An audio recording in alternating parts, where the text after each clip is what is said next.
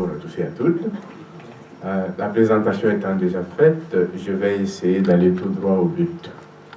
Alors moi, je vous parle donc des rapports religieux au sud du Sahara.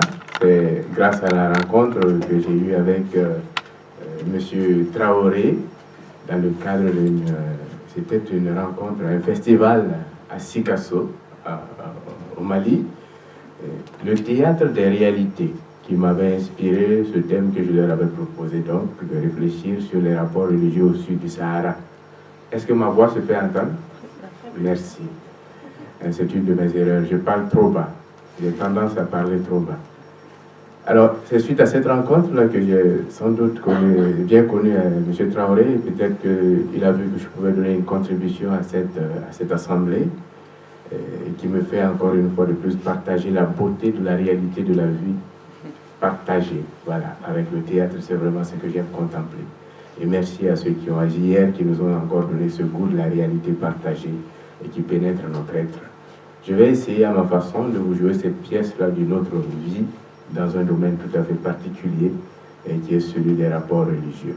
Et d'une façon spéciale, j'ai dit au sud du Sahara, mais je vais me concentrer sur les zones du Mali, de la Côte d'Ivoire et du Burkina Faso, qui constituent un peu mon rayon restreint d'analyse. Voilà. Alors, dans la gestion de la diversité religieuse et culturelle, en effet, les défis se posent partout dans le monde. Ça, c'est une réalité. D'où les multiples initiatives de dialogue interreligieux, interculturel un peu partout, pour essayer de trouver une solution, de proposer au monde, justement, cette recherche d'un monde pluriel, avec le but de rechercher une vie, des sociétés qui vivent partout dans le monde, dans la différence culturelle et religieuse, dans une symbiose qui est en chair à nos peuples de la zone dont je veux parler justement au sud du Sahara, cette symbiose. Dans ce contexte global, donc, de la diversité religieuse, avec ces défis, mon intervention se veut un partage de ce qui est perçu et vécu dans la région, et surtout Mali, Burkina Faso et Côte d'Ivoire, comme je viens de vous le dire. Et puisque mon intervention se situe dans le domaine des rêves, je viens de l'expliquer, je veux entendre par rêve, selon la méthode du discernement dit appréciatif, ce que ou ce dont nous sommes capables lorsque nous donnons le meilleur de nous-mêmes. Voilà, je voudrais ensemble par rêve ceci. Ce dont nous sommes capables lorsque nous donnons le meilleur de nous-mêmes. Et je voudrais commencer donc par aborder le sujet en vous donnant d'une façon brève le paysage religieux, et ensuite je partagerai les rapports religieux, beauté et laideur, un peu, très bref, pas trop. Puis ensuite, je voudrais partager l'espérance d'un rêve nouveau, le rêve d'un monde nouveau, un monde meilleur. Voilà pour ce que je vous propose dans ce partage. Alors, monsieur Traoré vous a parlé de ces centres. Moi, je suis le directeur du Centre Foi et Rencontres et de l'Institut de formation islamo-chrétienne. Dans mon exposé, vous comprendrez, vous allez percevoir un peu le rôle que cela joue. La réalité, c'est la diversité religieuse dans cette zone de l'Afrique de l'Ouest et du sud du Sahara, dont les peuples jouissent vraiment pendant longtemps. Il n'est pas étonnant, par exemple, de retrouver dans une même famille, vivant en symbiose, les trois grandes religions qui caractérisent cette partie de l'Afrique. La religion traditionnelle africaine, l'islam et le christianisme. Et moi-même, j'ai la grâce de rassembler à ma personne et dans mon parcours cette triple expérience. Né d'une famille de lignée royale, la religion traditionnelle constitue donc mes premiers pas de foi, de la première que j'ai pratiquée. Émigré en Côte d'Ivoire pour des raisons économiques, la conversion de mon papa à l'islam m'a vu naître moi aussi et grandir dans la foi musulmane. Voilà. Jusqu'à l'âge de 22 ans, où une expérience extraordinaire que j'ai eue a fait de moi le chrétien et le prêtre et missionnaire que je suis. Voilà, rassemblé à ma personne cette triple expérience de trois religions, trois grandes religions dites révélées et qui caractérisent cette partie de l'Afrique. Et c'est la pièce de la diversité religieuse, telle qu'elle s'est jouée dans ma vie et se joue aussi dans la vie de beaucoup dans cette zone de l'Afrique-là. Et le Centre Foi et Rencontre Édifique, l'Institut de formation islamo-chrétienne, je me référerai à ça par CFR IFIC désormais, est un lieu, ce veut être un lieu de rencontre de cette diversité religieuse, mais aussi culturelle, c'est ça, pas seulement religieuse, mais aussi culturelle. Un lieu de formation à la connaissance mutuelle pour une cohésion sociale. Et alors ils sont étudiés, c'est pourquoi nous y étudions là-bas les 3 religions dites révélées, que je viens de mentionner, et qui forment le paysage religieux des 3 pays.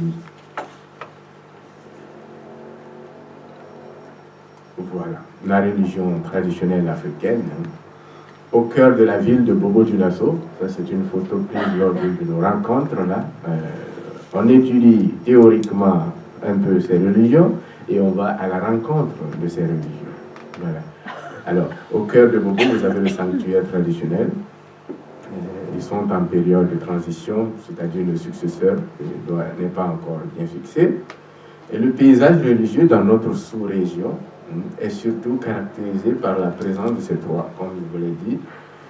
La religion traditionnelle africaine ici, que j'appelle l'aînée de toutes. Elle est l'aînée, toutes les autres l'ont trouvée là-bas. Ensuite, l'islam, la première étrangère accueillie et la plus grande infidèle. Ouais. Et le christianisme, la 3e religion étrangère aussi accueillie. Nous avons bien sûr d'autres religions là, qui sont venues d'Asie, même si leurs adeptes sont peu nombreux. Ouais. D'une façon générale, nous avons surtout ces 3 grandes religions-là. C'est ça. Et la religion traditionnelle africaine, nous sommes allés au sanctuaire là-bas pour partager cela, cette expérience, et écouter la pratique de la foi religieuse traditionnelle, son implication, son impact dans l'organisation sociétale et la gestion de la société. Voilà. Puis là, nous avons l'islam et le christianisme que j'ai mis côte à côte ici par cette belle image-là de la cathédrale de Bamako le vendredi. La grande prière de vendredi, les musulmans se rassemblent tout juste devant la cathédrale, devant la photo du cardinal Labugéry, les autres missionnaires qui ont apporté l'évangile en Afrique, au Mali particulièrement. La grande cathédrale est devant le grand crucifix qui ne se voit pas, qui se trouve dans les arbres. Chaque grande prière du vendredi, il se retrouve là. 3 éléments, à mon avis, qui ont favorisé cette diversité religieuse, aussi vivre ensemble, interreligieux, que je voudrais partager avec vous. 3 éléments, à mon avis, qui ont favorisé ce que nous voyons là.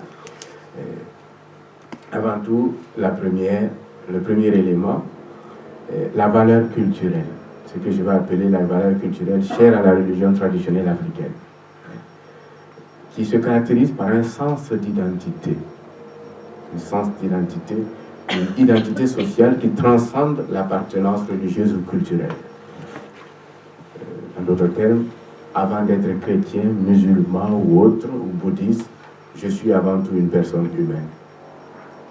Avant tout une personne humaine. Et comme on le dit en bambara, j'aime beaucoup ce mot, moroya. Moroya, ça dit tout. Faut essayer de traduire ça direct. L'être, en fait, quoi? Mais l'être humain, ce qui nous caractérise, ce qui fait le moi et qu'on trouve en chacun, où qu'il soit. L'être, moroya. Voilà. Avant d'être musulman ou chrétien, il y a ça, qui nous est tous commun. Voilà. Une valeur sacrée. Il n'y a rien qui soit plus sacré que cela. Et le second élément est l'autorité traditionnelle. L'autorité traditionnelle qui veille sur cet élément sacré-là. L'autorité traditionnelle qui veille avec beaucoup de rigueur sur la préservation de cette valeur sacrée. Le 3e facteur, à mon avis, est celui de la méthode d'insertion des religions étrangères. Dans cette zone, je précise, c'est par exemple l'insertion à travers les services sociaux, hôpitaux, éducation, etc., et commerce, voilà, pour l'islam et le christianisme, justement, à travers cela, se sont installés en général de façon douce. Voilà, en général, de façon douce. Et cela a permis justement de faire une synergie avec l'hospitalité de la religion traditionnelle africaine, de ses adeptes, qui ont fait place aux autres, qui sont ouverts et qui ont fait place aux autres. Comme aiment de dire souvent les vieux au village, vous êtes, et c'est basé sur cette valeur sacrée, vous êtes des humains comme nous, vous êtes des personnes comme nous sommes un. Installez-vous, mais ne touchez pas au sacré, c'est ça. Ne touchez pas à la valeur sacrée, à respecter l'autre. Voilà. De sorte que la diversité religieuse est avant tout une réalité sociale chez nous, dans cette zone. Cependant, depuis un certain temps, elle est mise à l'épreuve, ça tout le monde le sait, par différents éléments modernes, et je voudrais surtout n'évoquer que ceux d'ordre religieux. J'ai choisi une image, là qui caractérise un peu, ou bien signe fort. J'ai pris ça sur Bamako.com, là, quelque chose, là, sur, lors d'une cérémonie officielle, le président du Haut Conseil islamique malien d'obédience wahhabite est mis mal à l'aise. Voilà. Peut-être sur la photo, vous voyez une dame qui tend la main pour saluer, et un monsieur qui fait la main, signe pour dire je ne peux pas y aller, quoi. Voilà, je ne peux pas y aller. Et ça, moi j'ai trouvé ça une belle image pour symboliser justement ce malaise qui est en train de naître. Et j'ai choisi cette image aussi parce que le terme ici, femme, être femme ici et ailleurs, eh bien, vous voyez un peu ça touche un peu la relation, mais qui a connotation religieuse. Voilà. Ce n'est pas l'homme qui ne veut pas toucher à une femme, mais ça a une connotation religieuse, c'est ça. Alors, l'extrémisme religieux, qui s'est installé au fil des années dans le christianisme aussi bien que dans l'islam, c'est dans les deux, menace la diversité religieuse et la cohésion sociale qu'elle assurait jusque-là. Oui. Et dans mon expérience missionnaire, j'ai pu constater avec la naissance de certains mouvements évangéliques la montée d'un certain communautarisme nocif à la cohésion même familiale. Des familles même qui se sont cassées. Et j'ai vu des endroits où les jeunes convertis vont dire aux parents au village, « Ah, moi je suis devenu de tel groupe évangélique. Si vous voulez me voir, il faut vous convertir ou lâcher vos pratiques. Sinon, moi je ne reviens plus. » Bon, d'habitude, les adeptes de la religion traditionnelle africaine sont bien sages. Si vous avez trouvé ce qui vous permet de tenir debout, allez-y. Mais nous pouvons lâcher ce que nous tenons. Voilà. C'est tout à fait simple. Grande sagesse, comme je l'ai dit, hospitalité de la religion traditionnelle africaine. Il en est de même dans la montée de l'extrémisme en islam et le mouvement djihadiste actuel qui crie mort aux païens, aux infidèles, aux associateurs. Il traîne derrière lui son cortège de divisions douloureuses, des familles, de tensions interreligieuses et régionales, la destruction et la mort, et ça, nous les avons toujours à la télé et autres. Avec l'extrémisme religieux, les religions étrangères, en ce moment, comme je l'ai dit, menacent notre tissu social en rejetant avec violence la diversité religieuse qui caractérisait cette région et l'enrichissait.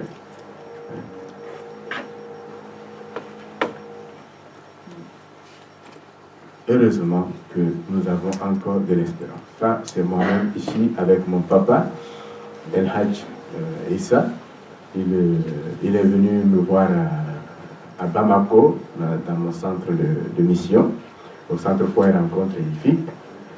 Et il s'est battu pendant longtemps parce que ma conversion au christianisme a été, comme je vous l'ai dit, suite à une expérience étrange et soudaine. Pour les chrétiens, c'est à la manière de Saint Paul pour résumer ce qui s'est passé. Voilà.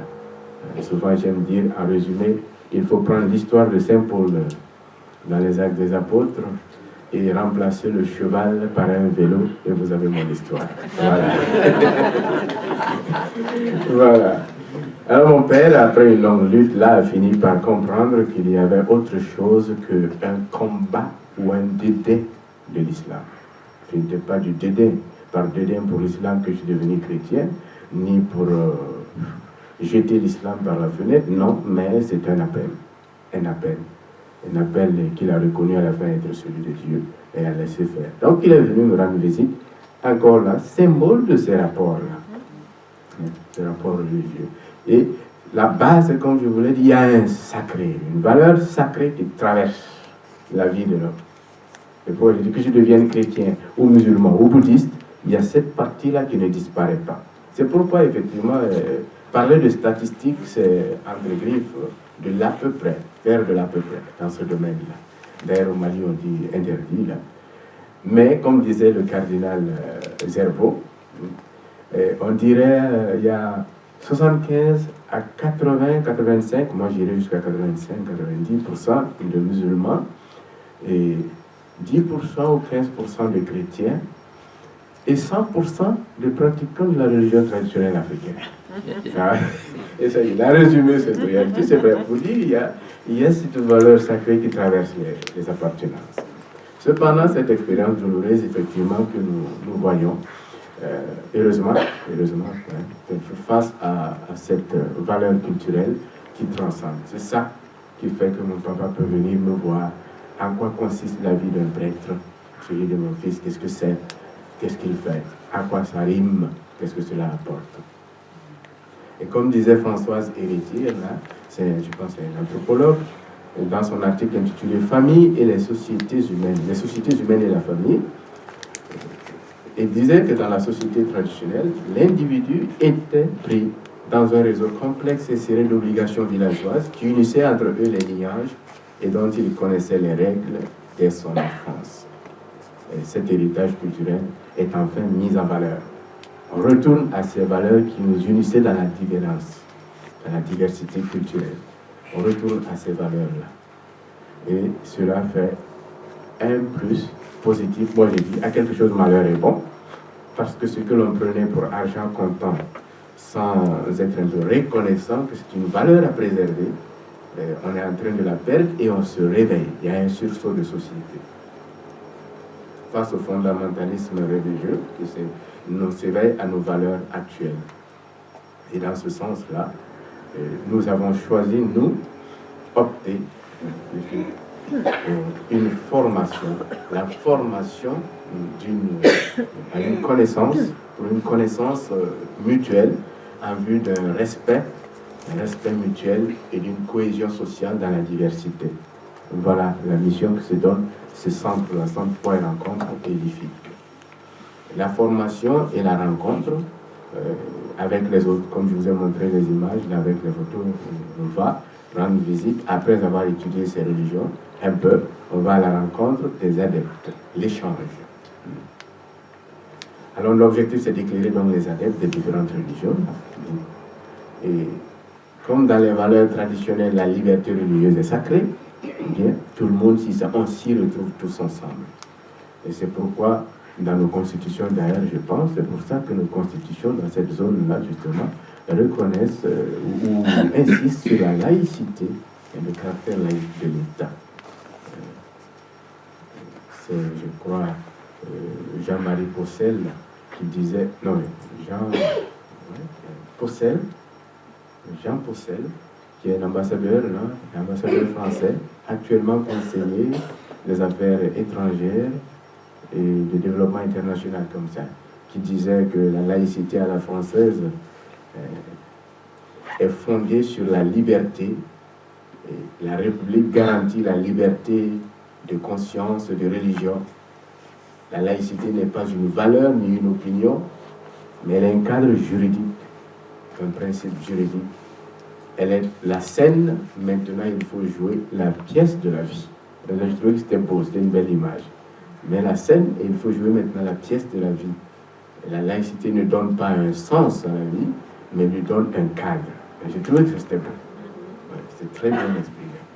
Et justement, nous voulons, nous, c'est l'ambassadeur Possel, Jean-Christophe Possel, conseiller pour les religions étrangères, les affaires religieuses, les affaires étrangères plutôt, et développement international. Eh bien, c'est dans ce cadre-là que nous avons opté de jouer, en formant les adeptes des différentes religions, à la connaissance de soi et à la rencontre de l'autre. Et nous sommes témoins d'un sursaut vraiment de société lorsque nous avons nos rencontres avec les pratiquants de la religion traditionnelle africaine. Concrètement, voilà, discuter, poser des questions, chercher à comprendre l'autre. Comprendre l'autre, connaître l'autre. Parce que le gros problème, c'est l'ignorance.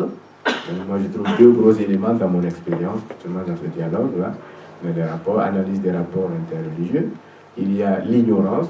On ne se connaît même pas soi-même bien, d'abord. En général, pour les religions traditionnelles africaines, ils sont bien assis. Ils ont commencé dès l'enfance, ils ont bien grandi dedans, ils savent de quoi ils parlent. Mais chrétiens, peu de connaissances de la foi chrétienne. Les musulmans, même chose. Très peu de connaissances de la foi musulmane. Donc l'ignorance.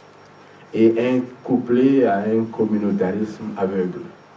Ouais, je suis chrétien, je suis catholique, et on défend la marge, le mur des catholiques, là, corps et âme, sans vraiment l'être au fond, puisqu'on ne la connaît pas.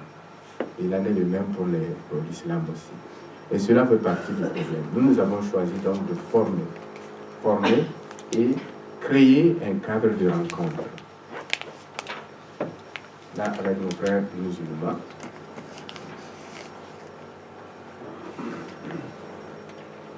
Voilà, à Sikasso, dans un centre de promotion de la culture sénoufo, créé par un de nos confrères espagnols, qui a fait du beau boulot, qui a rassemblé l'histoire des cultes traditionnels et tout, avec les symboles aussi. Les femmes sont à l'honneur dans ce sursaut social. Elles brisent les murs, elles cassent les murs. Elles écoutent, mais elles vont à la rencontre. Elles ne respectent pas les règles. Elles cassent les règles. Ah non, vous n'êtes pas censé rentrer dans la maison des chrétiens. On s'en fout, on s'en va. Les femmes, c'est comme ça. Alors je dis, elles sont à l'honneur dans cette lutte-là. Oui, je conclue. Et là, nous avons aussi opté pour la formation des femmes. Vous avez une dame, Marie-Agnès Camara Touré. Et elle est bien formée aussi à l'IFIC, à l'Institut, à la connaissance de sa foi chrétienne et de l'islam. Elle est déjà active dans les mariages interreligieux. Voilà, c'est le groupe de l'IFIC. Je voudrais conclure par ces mots de sagesse qui nous font rêver. Ces mots de sagesse du grand Tierno Bokar, le sage de Bandiaka. Tu gagnerais énormément à connaître les diverses formes de religion. Crois-moi, chacune d'elles, quelque bizarre qu'elles te paraissent, contient de quoi affermir ta propre foi. Croire que sa foi ou sa religion est seule détentrice de la vérité est une erreur. En effet, la foi est d'une nature comparable à celle de l'air. Comme l'air, elle est indispensable à la vie humaine et l'on ne saurait trouver un seul homme qui ne croit véritablement et sincèrement en rien. Alors, dès qu'un homme croit en Dieu, il est notre frère. Traite-le comme tel et ne sois pas du nombre des égarés. Certaines vérités ne nous paraissent invraisemblables que tout simplement parce que notre connaissance ne les atteint pas. Voilà. Et on voit à travers cette sagesse de notre Père ce qui sous-tend notre relation interreligieuse. Et la dernière exhortation qu'il nous donne, et qui correspond à cela, si nous acceptons mutuellement de nous regarder avec respect et estime, peut-être pourrons-nous réaliser vraiment son rêve, qui est ceci. La méthode technique, voilà.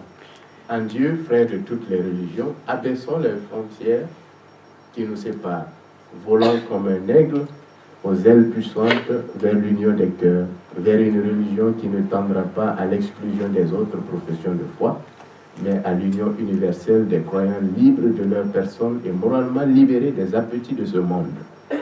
Du haut d'un ciel d'amour en commun, nous attesterons pieusement l'unicité de Dieu, source de vie qui répand la lumière et que l'on ne peut enfermer dans une définition humaine. La religion, celle que veut Jésus et qu'est Mohammed, est celle qui, comme l'air pur, est en contact permanent avec le soleil de vérité et de justice dans l'amour du bien et de la charité pour tous.